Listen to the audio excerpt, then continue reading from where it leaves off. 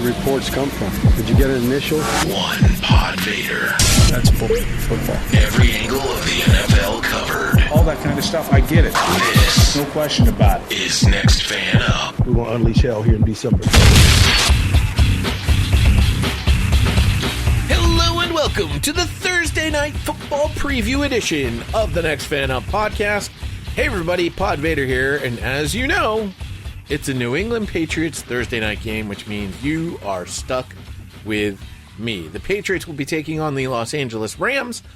Now, I did try to bring somebody else on to help me sort of go through and preview this particular game. Unfortunately, couldn't find anybody on short notice. So once again, you are stuck with me. A lot of people are going to remind you that this is a rematch of the Super Bowl from 2 years ago, blah, blah, blah, blah, blah. This is not a rematch.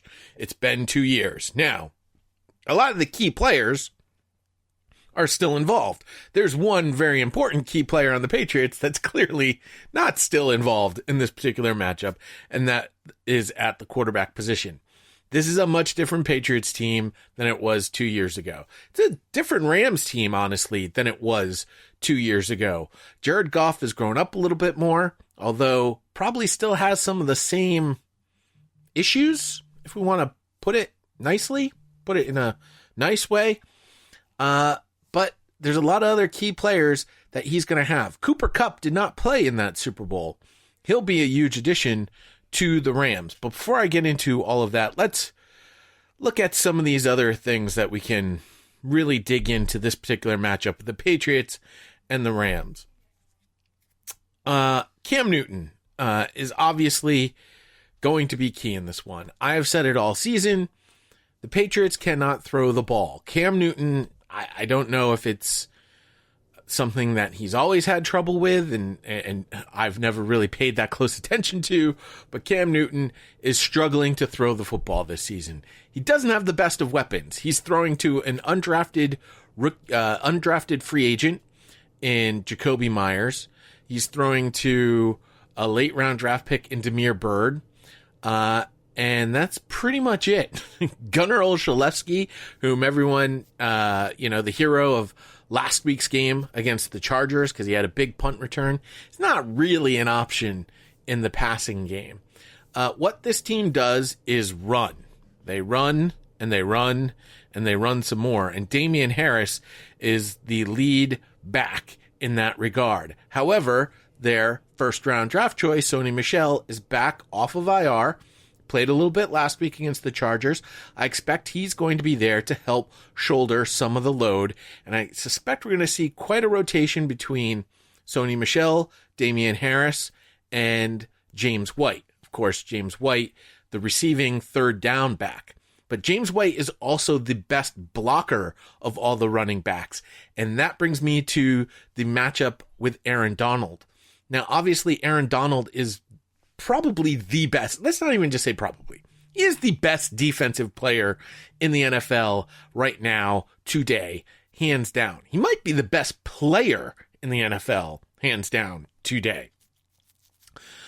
But Aaron Donald, as great as he is going up against one of the super strengths of this team, and that is the middle of the Patriots offensive line. Shaq Mason, David Andrews, Joe Thuney.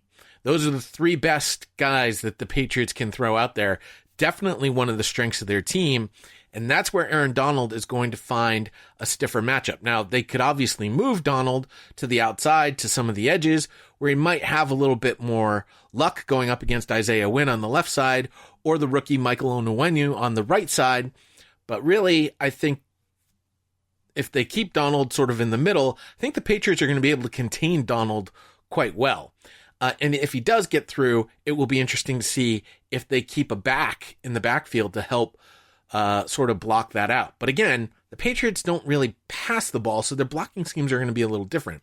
I see Jakob Johnson, our fullback, the Patriots fullback, is on the injury report.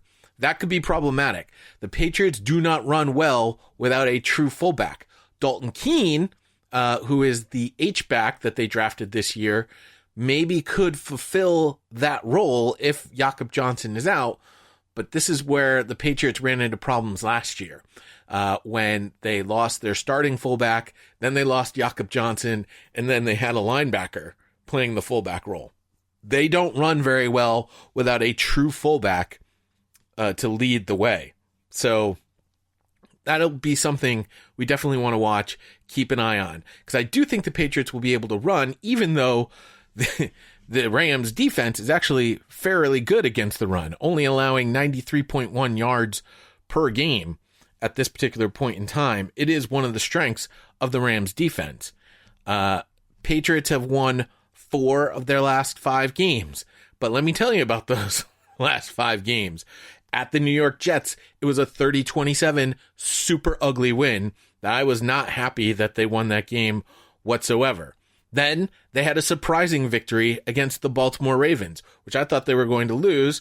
And oh my goodness, all of a sudden, hope has been regained on this particular season. Then they have an ugly loss against the Houston Texans.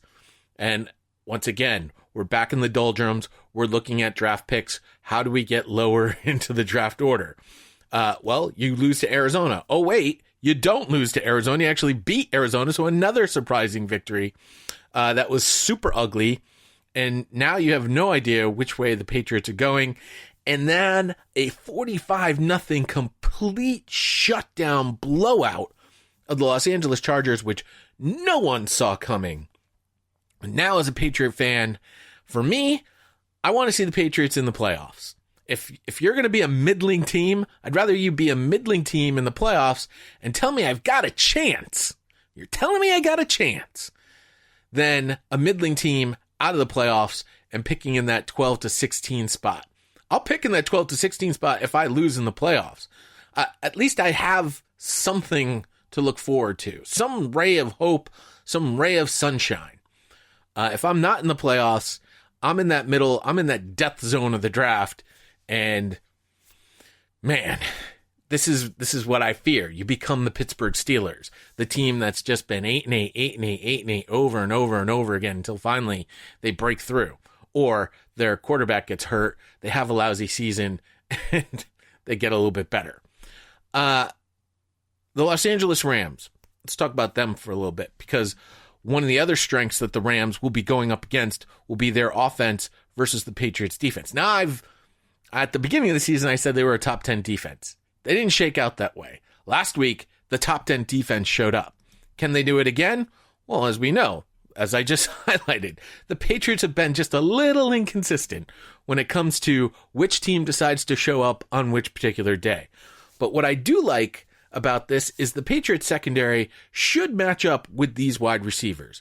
I suspect we'll see Stephon Gilmore latched to Robert Woods. Those two have a long history. They know each other pretty well. Cooper Kupp, as I mentioned before, did not play in the Super Bowl. Not quite sure how they'll line up with him. Since Cooper is more of a slot receiver, I would suspect we're going to see Jonathan Jones matched up on him, but don't be surprised if J.C. Jackson or even Jason McCourty ends up doing a little coverage on Cooper Kupp. That leaves Josh Reynolds.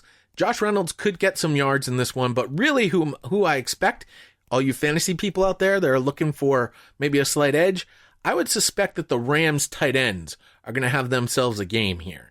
If you're looking to see who's going to eat the most, it's going to be the tight ends, because I suspect that's where the Rams will be able to do the most damage with their offense. The Patriots' run defense has been a little shaky. Their offensive line and linebackers, defensive line, and their linebackers been fairly non-existent. Cam Akers, I just saw in a notification that he should be good to go for Thursday night, and I do think the rookie should play well. But I will note this, and if I note it, I know that the genius has definitely noted. Cam Akers has a little bit of fumbleitis in him, and the Patriots, amongst many teams, obviously every coach coaches this, but the Patriots really focus in on this sort of thing. I suspect we're going to see the Patriots defense looking to strip the ball every single time Cam Akers runs with that football. Watch that very closely on Thursday night. I suspect we're going to see a lot of punching at that football when Cam Akers is running it. Hopefully, if the Rams coaching staff is listening to this particular breakdown, They know it as well, and they're coaching him to run with two hands on the ball. Because if he's only got one, I think we're going to see a couple of turnovers here, and that is how the Patriots win games. That's how they dominated the Chargers. While the score was 45-0, and yeah, I'm going to downplay those special teams touchdowns just a little bit because it was a dominating factor.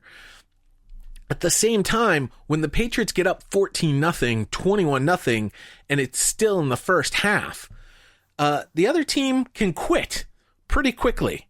And I think really what it was the field goal attempt that get blocked and then returned for a touchdown that really shut the door on the Chargers. So again, if the Rams go out there and they do a couple turnovers and the Patriots are able to turn those turnovers into touchdowns, we could see, I'm not saying we're going to see a 45-0 victory, but I am saying we're going to see another Patriots victory on the scoreboard. Again, though, I don't know which Patriots team is going to show up game in, game out. The Patriots stayed in Los Angeles specifically for this game. It was a short week. I think the schedulers really did them a favor, making sure that they played both Los Angeles teams within the same week, specifically so that the Patriots would stay in one place and didn't have to do cross-country travel as often as a team would have to. And I do think the Patriots could end up being the benefactors of that in this particular game. Vegas has the Rams favored by 5 points in this one.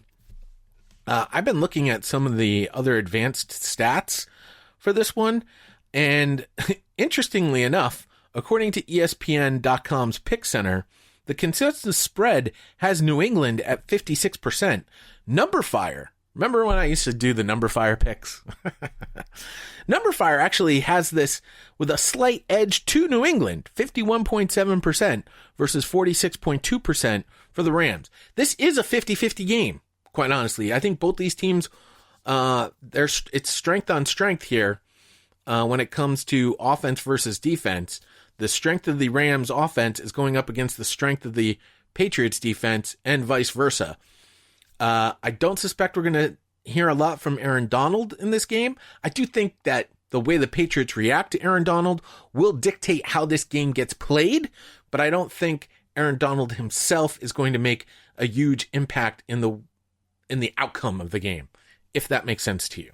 Hopefully it did. Basically what I'm saying is the Patriots are going to play Aaron Donald in a way that takes him out of deciding who's going to win the game, making sacks, stripping tackles for losses, things of that nature. I don't think we're going to see we're not going to hear Aaron Donald's name mentioned quite a bit, other than sometime in the second half, we might hear, we haven't talked a lot about Aaron Donald tonight.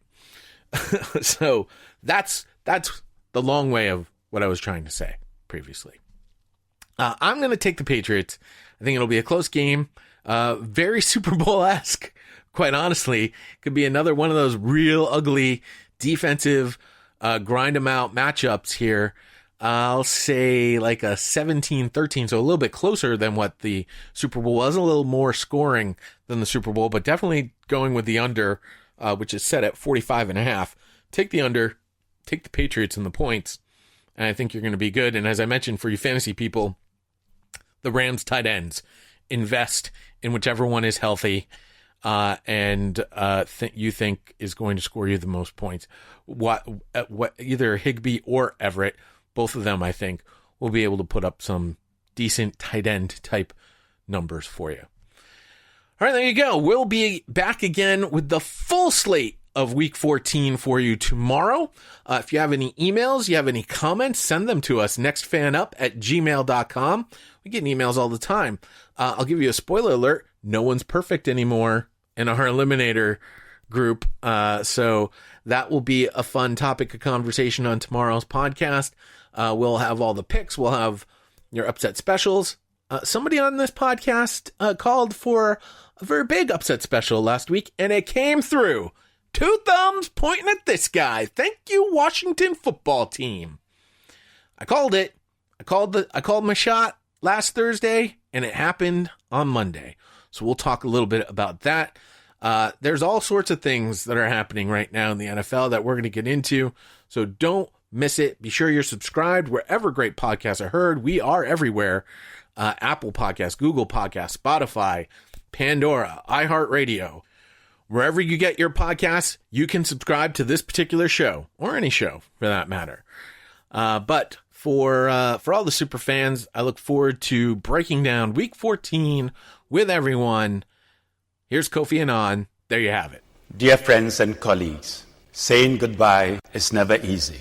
I believe we can all feel proud of what we have done together, and through it all, you have maintained your professionalism and commitment and remained true to the spirit of the Charter. That principle. We go out, we hit people in the mouth.